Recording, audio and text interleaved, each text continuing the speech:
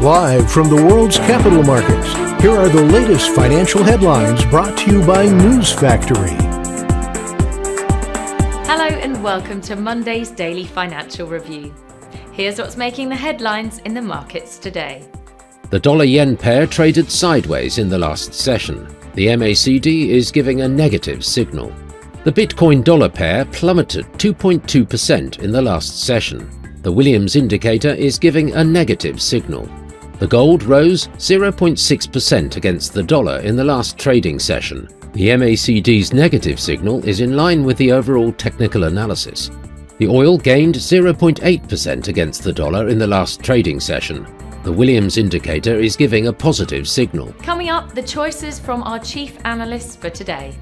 The Group of 7 nations, the US, Japan, Germany, Britain, France, Italy and Canada, and the European Union, are working hard to set a price cap on Russian oil.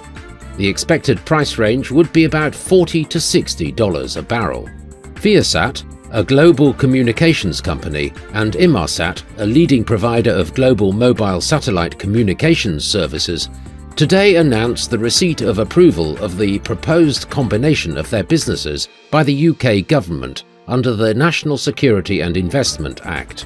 The value of the Canadian dollar fell to its lowest point in nearly 2 years, adding further pressure on Canadians already squeezed by high inflation and the possibility of a global recession. Those were today's major economic events. And now, moving on to world financial headlines. The US NAHB Housing Market Index will be released at 1400 hours GMT, the US 3-month bill auction at 1530 GMT, the US 6-month bill auction at 1530 GMT. The Eurozone's construction output will be released at 0900 hours GMT, Germany's German Buber monthly report at 1000 hours GMT, Japan's National Consumer Price Index at 2330 GMT. We hope that you've enjoyed Monday's financial review. On behalf of all of us here, we wish you a productive trading day.